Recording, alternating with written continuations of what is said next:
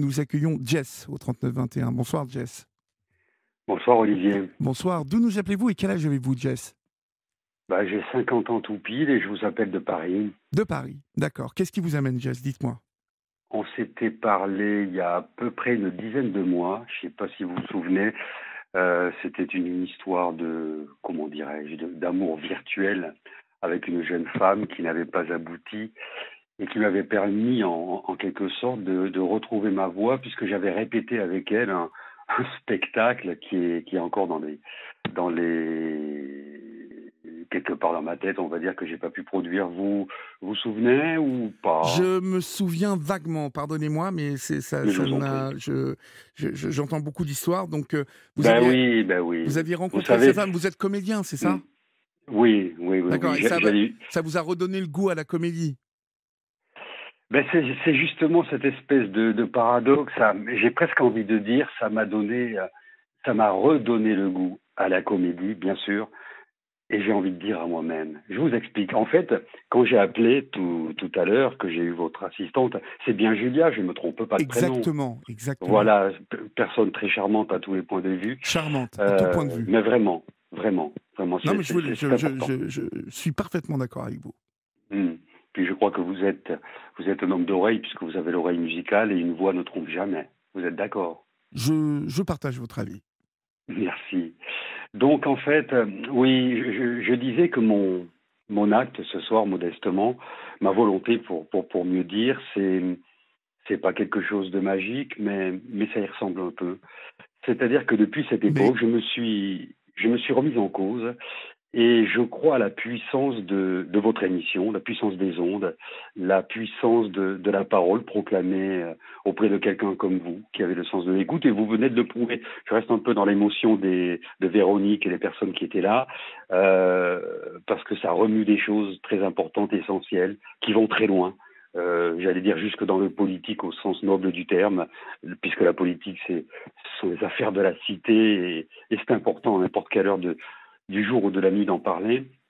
Et dans ce contexte, donc plus personnel, plus égocentré, modestement, je voudrais crier cette humilité personnelle que j'ai envie de retrouver, que j'ai envie de proclamer, parce que quand on a tout perdu de ses repères, de sa vie passée, de ses amours passés, dépassés, et de ses illusions surtout. Parce que peut-être que c'était une illusion, cette personne, cette relation virtuelle, mais pas tant que bah, ça au c'était sens une des effets. illusion tout de même. C'était une illusion, Jess. Cette personne n'existait pas au final ou se faisait Non, passer pour quelqu'un d'autre? non, non, pas du tout. Je pense, puisqu'on peut pas, on peut rien vérifier, que c'était une personne plus perdue qu'autre chose, parce qu'elle m'a quand même, c'est ça que je voulais dire.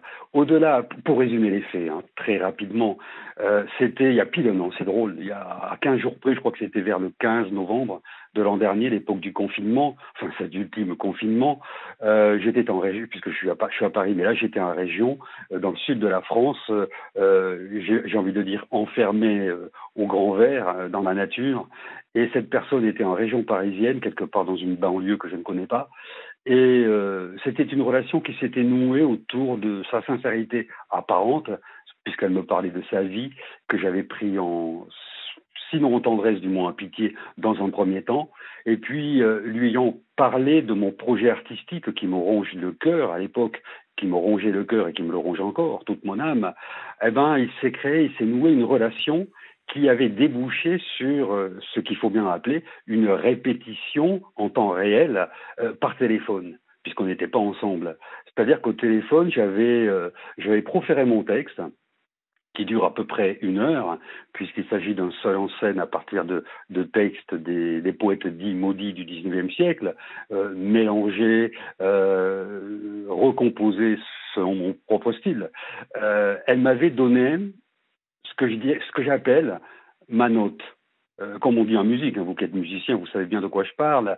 Je veux dire, une voix ne trompe pas. Un comédien n'est juste au sens musical du terme, mais juste aussi au sens de sa réalité personnelle, de son vibrato, de sa vie profonde, que s'il est résolument lui-même. Et il ne peut être que lui-même que s'il est face à un public, un public parfois de professionnels, ça s'appelle les répétitions, et puis ensuite le vrai public, le seul public, le seul critique qui fait que un comédien, un musicien, un artiste du spectacle vivant peut exister et faire exister sur la scène du monde ce qu'il profère, ce qu'il projette. Et cette personne au téléphone, que j'avais vu en vidéo aussi, des vidéos très belles, qui n'avaient rien de tordu, mais qui étaient des élans de sincérité, du moins c'est ce que je croyais, et je pense que ça l'était quelque part. Au fond, elle m'a donné cette possibilité de sublimer mon texte, de parfaire mon texte, de coller, de recoller, de fixer tout ce qui était à l'état, je dirais, latent, dispersé. Donc en somme, elle m'a réunifié. Et pourtant, c'est ça, ce paradoxe dont je parle, qui est peut-être le paradoxe de la vie, finalement, quelque chose d'étrange et de pénétrant, si j'ose dire, comme dirait le poète, c'est que à travers la souffrance, au bout, il y a un chemin. Pour le dire autrement, après une saison en enfer, comme disait Rimbaud, j'ai peut-être accouché de moi-même. Parce que cette souffrance a été quoi? C'est que du jour au lendemain, elle m'a laissé sans nouvelles. La relation devait être transformée comme un essai. En réalité, du rendez-vous, ça devait être le 5 janvier, je crois, l'an dernier, enfin, de cette année 2021. Et puis, elle s'est portée pâle et elle m'a laissé sans, j'allais dire sans voix pour le coup, sans nouvelles. Et moi, je suis tombé littéralement, avec le recul, je mets le mot sur cette réalité, je suis tombé en dépression. Pourquoi? Parce que dès l'instant où elle a raccroché le téléphone et ne l'a plus décroché ensuite, je me suis mis tous les soirs pendant 15 jours, 3 semaines, je ne sais même plus, je me suis mis à consommer ce que l'on appelle des psychotropes pour dormir. Quel type de Qui sont psychotrope? très exactement, on appelle ça des hypnotiques. C'est-à-dire, c'est de la benzodiazépine, pardon, avec un effet qu'on appelle, sinon immédiat, du moins rapide. C'est-à-dire que la benzodiazépine normale, classique, en général, fait des effets selon les individus, bien sûr, de 6, 8 heures, voire 10 heures. Alors que celui-là se répand dans l'organisme très rapidement et est évacué, pour le coup, très rapidement aussi en 4-5 heures maximum. Mais quand vous prenez ça, et je ne dirais pas le nom de la molécule, par éthique personnelle, parce que ça en serait en faire l'apologie pour des mauvaises oreilles, si j'ose dire, ou des oreilles perdues, ce serait plus juste, c'est un médicament que l'on détourne très vite pour avoir un effet justement hypnotique. C'est-à-dire que si vous prenez ça, que vous vous couchez pas, vous planez. Dans le meilleur des cas, vous êtes dans un état doux et tranquille, et parfois pas des hypnos, qu'est-ce que je raconte, des hallucinations visuelles pour le coup, pas énormes, mais par exemple vous regardez des images, vous avez l'impression qu'elles bougent, mais tout cela est très dangereux parce que l'accoutumance, elle est plus que physiologique, elle est psychologique. Vous êtes accro immédiatement. Et moi, pendant 15 jours, 3 semaines, j'étais littéralement accro à ça. J'attendais de me coucher le soir, quand je dis me coucher, me mettre sur mon lit et planer pour prendre cette substance. Et ensuite, dans un second temps, je me suis mis parce que l'effet, bien évidemment, partait, et je voulais lutter contre cette accoutumance qui venait, qui enflait, qui gonflait. J'ai voulu prendre un verre de whisky. En général, le whisky est une boisson, je dirais, noble, selon une certaine culture, comme le vin d'ailleurs. Dans la culture française, c'est la culture de la vigne, etc. Mais c'est un poison.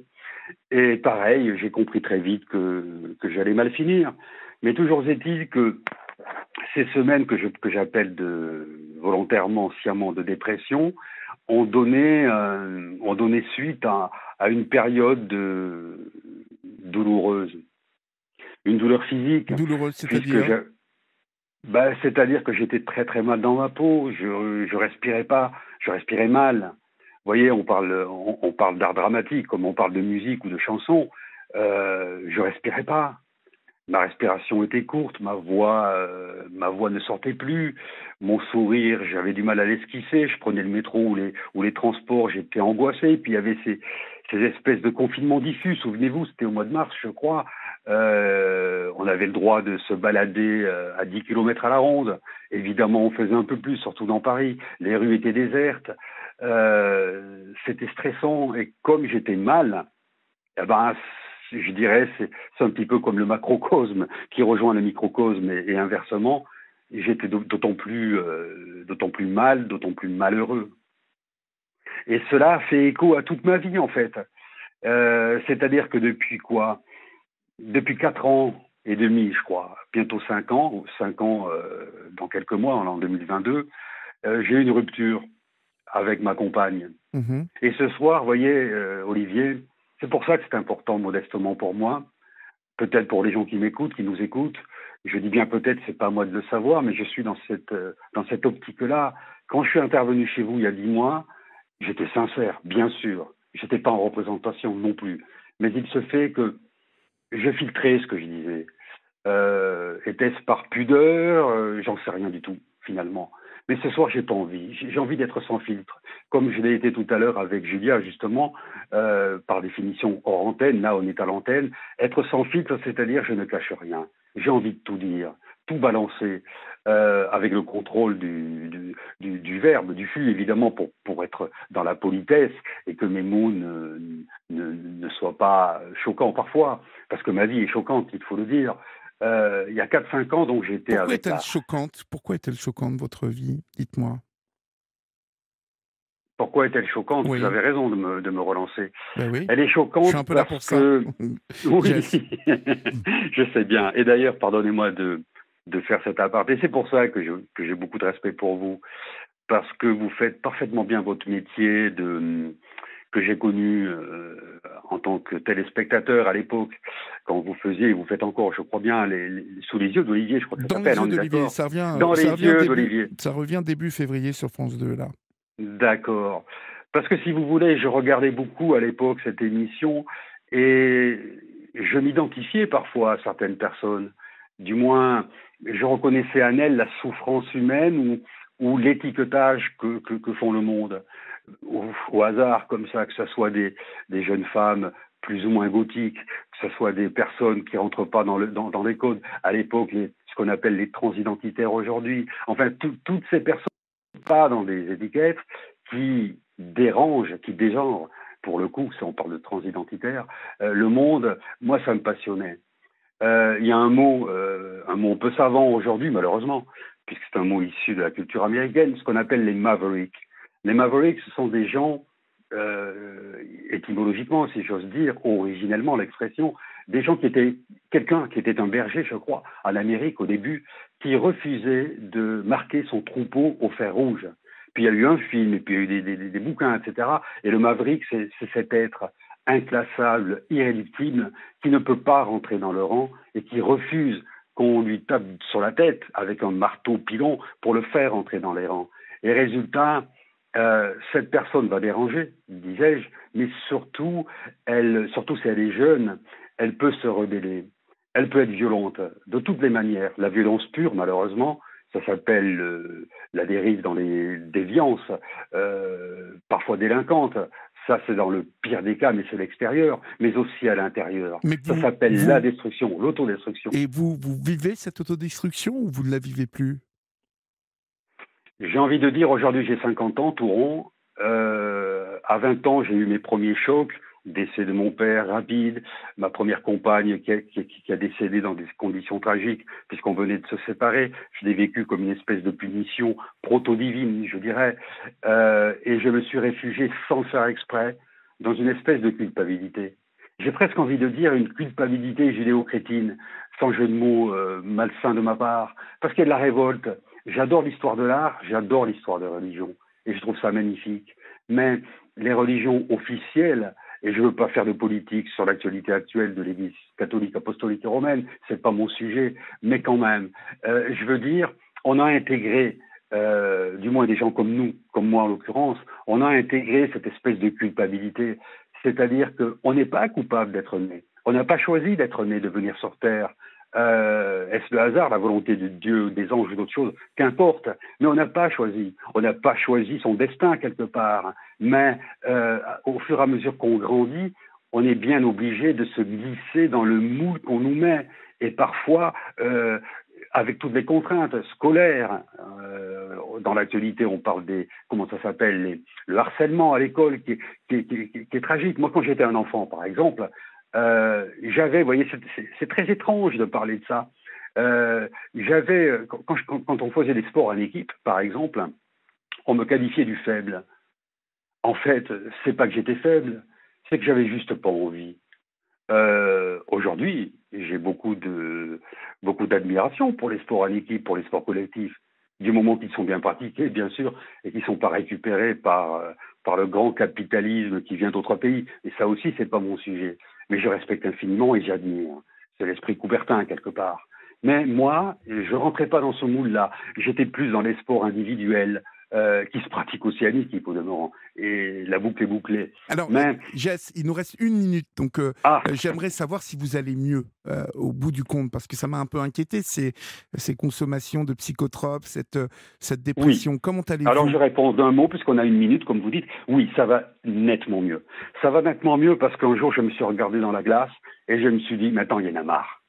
Maintenant, il est temps de vivre, il est temps d'arrêter de se détruire. J'ai de la culture que je nourris, ce spectacle qui reste comme ça depuis 5 ans dans mon cœur, dans mon âme, dans ma tête, dans mon corps en fait, que je travaille tout le temps mais tout seul. Il est vrai que j'ai perdu mon réseau relationnel, mon réseau d'amis. J'ai perdu l'amour.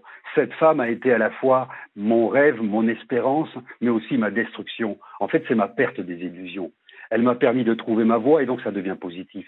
C'est-à-dire que même dans la pire de déchéance, il y a du positif. Et c'est pas pour rien que Rimbaud parle d'une saison en enfer. C'est pas pour rien qu'on parle d'alchimie, de l'œuvre noire, la calcination, il parle de ça, et ensuite de la résurrection. Toutes les religions parlent de ça. C'est-à-dire que dans la destruction, dans la démonomanie, si j'ose dire, pour employer une formule un peu folle, on peut renaître. Et là, j'en suis là ce soir. Et Mon alors, cri, je vais c'est vous ça. dire, c'est ce pourquoi je me permettrai de vous garder encore le temps du journal, car j'aimerais Oui. bien évidemment vous quitter en vous donnant mon honnête, mais simple et modeste Mhm. expertise sur tout ce que vous m'avez dit. Vous restez avec moi, et puis on se retrouve Oui. après le journal. D'accord, Jess? Avec joie, À Olivier, tout de avec joie. suite. Nous sommes avec Jess, donc, qui nous a expliqué que depuis cette aventure lyrique et en même temps virtuelle, il était passé par Mons et par Vaux, et émotionnel, bien évidemment, et que les choses allaient mieux. Et Jess, avant de vous quitter, je voulais tout de même vous livrer mon sentiment et l'analyse un peu de tout ce que vous m'avez dit. Je pense que vous êtes quelqu'un, bien évidemment, d'extra-sensible, de super-sensible, et que vous avez, je pense, une grande confiance en l'être humain. Alors, Oui. ce qui vous a sans doute joué des tours, parce que vorace de la vie et des émotions, vous vous lancez corps et âme dans ce que l'on vous propose comme aventure, vous voyez, humaine. Et je pense que, en vous regardant dans la glace et en vous disant « Jess, c'est fini, il faut maintenant... il faut repartir du bon pied, il faut garder cette énergie, cette envie que tu as. » Je rajouterais, moi, mon petit conseil, c'est que il faut tout de même avoir un moment où on évalue l'autre en face, où on se doit de marquer un temps de réflexion, où on jauge un peu avant de se lancer complètement comme vous le faisiez, je pense, un poil trop rapidement. Et je pense que les désillusions que vous avez pu vivre dans le passé vous ont mené à ces coups, ces chocs, ces blessures que vous avez encaissées et que vous avez subies, et que aujourd'hui, fort de tous ces enseignements, hein, d'une maîtrise quand même, quand on vous écoute, on entend que vous maîtrisez bien ce qui vous est arrivé, vous l'expliquez très bien. Il faut que vous l'appliquiez, ça, Jess, dans votre vie de tous les jours, et que vous ayez la même rigueur que vous devez mettre dans votre travail, dans votre boulot de comédien, hein, dans tout ce que vous y mettez. Il faut que vous mettiez la même chose dans la relation humaine. Parce que, et je vous parle en connaissance de cause, j'ai longtemps été... j'ai cette sensibilité aussi comme vous, mais j'ai longtemps été à me lancer comme ça, en croyant naïvement que la nature humaine était plus fort que tout. Et finalement, pour arriver un peu tardivement, mais je ne regrette rien. Ça peut paraître immature, mais mieux vaut tard que jamais. Oui. Me rendre compte aujourd'hui, à l'aube de mes 57 ans, et c'est très, très récent, qu'il me fallait vraiment, et finalement le passé et toutes mes expériences m'ont amené à penser cela. Il faut maintenant faire attention, parce que beaucoup de personnes aujourd'hui cachent souvent la vraie nature, les vrais contours de leur personnalité. Ils les cachent très très bien, et on peut souvent, souvent, je dis, être blessé, désabusé dans la relation humaine. Mhm. Donc, Mhm. euh, je pense que cette réflexion, elle peut amener en plus à ceux d'en face, celui ou celle d'en face, à noter et comprendre que vous n'êtes pas né de la dernière pluie, que vous pouvez Oui. être enthousiaste, mais que il y a derrière quand même une expertise progressive, vous voyez, quelque chose qui est nourri de réflexion de votre part, pour qu'on ne vous prenne pas pour l'illuminé de service, vous voyez, et le gentil de service, comme cela peut arriver lorsqu'on est Mhm. enthousiaste comme vous l'êtes. Voilà ce que je Mais voulais vous dire. si je puis me permettre très rapidement, parce qu'il y a d'autres personnes qui attendent après, ce que je voulais dire, c'est deux choses. La première, évidemment, vous avez éminemment raison. Je suis complètement d'accord avec vous. Le problème, la difficulté, c'est que dans un premier temps, je crois, si je suis lucide sur moi-même, que je suis comme ça. C'est-à-dire que je suis en période d'observation, de recul, de retrait. Mais au bout d'un moment, je me fais avoir. Et à la limite, je me fais avoir par moi-même. Parce qu'en fait, je suis un être en mal d'amour. Je veux Oui, dire, le départ, oui. on parlait des dépendances de quelque nature qu'elles soient, les substances, tout ça. Je veux dire, vous le savez bien, puisqu'on en a parlé tout à l'heure, de manière allusive, mais j'ai envie d'être concret et direct. Pourquoi on prend des substances? On cherche pas à se saouler la tronche, on cherche pas à s'enivrer bêtement avec de l'alcool, des médicaments, de la fumée ou que sais-je d'autre. On veut juste être aimé. C'est une espèce de caresse symbolique, une espèce de caresse sensuelle. Et tout est lié. Les dépendances, la dépendance aux substances, c'est la dépendance relationnelle. Et c'est même la fuite parfois Mais le but, Jess, dans ce qu'on appellerait une certaine débauche, oui, c'est-à-dire l'amour sans sentiment. Tout ça, pour moi, c'est un peu la même chose. mais le Et je me but, suis toujours laissé aller à me faire bouffer quelque part de manière consentie et consentante, parce qu'à un moment, je suis un petit peu comme un capitaine de vaisseau qui en a marre et qui lâche les armes et qui se dit advienne que pourra, mais Jess, pourvu que j'ai la passion. Mais je sais que Jess, c'est pas bon. mais Jess, vous verrez à l'épreuve de ce que vous vivrez dans les semaines, dans les mois, dans les années Mm. à suivre, que euh, lorsque vous vivrez ces choses-là sans la moindre substance, vous verrez que le, le- le plaisir, la fameuse vibration que vous recherchez, euh, quand vous l'obtiendrez sans rien n'avoir pris, vous verrez combien cet effet-là équivaut à tous ces effets et dépasse de très Mhm. loin Mhm. les, Mhm. tout ce Mhm. que ces effets nous procurent lorsqu'on prend ce genre de choses, mais toutes les chutes que cela entraîne aussi, parce que on parle de l'instant T où ces substances font effet, mais combien de jours et de semaines de délabrement, de dépression entraîne ce type de substance. Vous le savez très bien. Donc, euh, j'espère vraiment vous avoir dans quelques semaines, dans quelques Mhm. mois, pour vous Mais entendre. justement, pardonnez-moi Olivier, je veux juste On dire doit ceci. conclure. Oui, je sais, je sais. Je voulais juste dire ce truc-là. C'est que là, à l'instant T, tout de suite, je suis à un moment décisif. Évidemment que je sais que rien ne vaut la vraie beauté. Et moi, je vous parle modestement en tant qu'artiste qui se nourrit de cette beauté sublime qu'on retrouve dans tous les arts, et spécialement le cinéma qui me nourrit sans cesse. Je suis un bouffeur de films dans mes nuits d'insomnie et j'aime ça et ça me sauve. Sauf que par moments, comme je le disais tout à l'heure, ça devient difficile. Et ma difficulté actuelle, et c'est ça mon cri, c'est ça mon appel, et je rebondis sur votre dernière phrase, évidemment que j'ai envie de vous appeler dans quelques mois, non pas pour faire une parlotte et remplir l'antenne, surtout pas, mais j'ai envie de vous dire, ça y est, il s'est passé quelque chose, je vais me produire sur scène, mais au moment où je vous parle, Olivier, et j'en ai pas honte, J'en ai juste une tristesse infinie. Mes larmes ne sont pas visibles. Je ne sais même pas si elles se sentent dans ma voix. C'est que je me suis produit sur une scène de théâtre dans un petit théâtre parisien à côté du Père-Lachaise. Je citerai pas le nom. Il est complètement perdu dans un quartier qui n'est pourtant pas le quartier des théâtres de Paris. Il y a 8 ans. Vous vous rendez compte? Il y a 8 ans, j'ai fait un spectacle. Mon maître d'art dramatique, qui était une célébrité qui n'est plus de ce monde aujourd'hui, m'avait fait l'honneur de venir me voir. Et je lui avais fait un serment que j'allais me reproduire sur scène avec un projet artistique très précis sur les fameux poètes maudits, qui est justement une façon de digérer, de régler définitivement mon problème de cette malédiction pseudo auto mise sur ma tête. Et j'avais fait la même promesse sur devant plein de personnes et surtout devant moi-même. Sauf qu'aujourd'hui, Olivier, depuis 8 ans, j'ai perdu mon carnet d'adresses, j'ai perdu mon réseau relationnel. Et vous le savez très bien, ce monde, je veux dire ce monde du spectacle vivant, ce business n'est pas un monde infernal, il est juste le monde du business. Quand vous quittez ce monde-là, on vous oublie. Et pour revenir, on rame. Donc j'ai tout perdu. J'ai perdu les relations, j'ai perdu l'amour, j'en ai parlé tout à l'heure, j'ai perdu les clés, j'ai perdu les codes, tout ce genre de choses. Et c'est là que c'est difficile.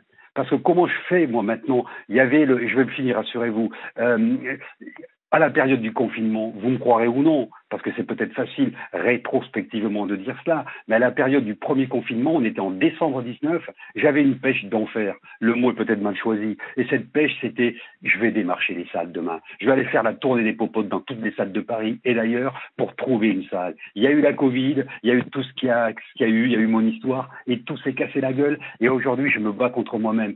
Je vous remercie infiniment de ce que vous venez de me dire. Je vais le méditer, le reméditer et je m'engage devant vous, devant les quelques gens qui me feront la gentillesse de m'écouter et de vivre un temps soit peu pour mon authenticité, si tant est qu'ils la ressentent ou pas. Je m'en fiche. En fait, ce que je veux, c'est vous rappeler, oui, dans quelques semaines, dans quelques mois, voire plus, pour vous dire, ça y est, Olivier, je fais un spectacle et à la limite, je vous dis dans quelle salle, à quel endroit à Paris, et j'inviterai les gens qui m'auront fait la dignité, y compris vous d'ailleurs, de m'écouter. Parce que je sais ce que je vaux. J'ai été reconnu en tant qu'artiste il y a 8 ans et je ne dirais pas que j'ai tout cassé, mais je me suis cassé tout seul, j'ai démissionné et aujourd'hui j'ai arrêté les substances.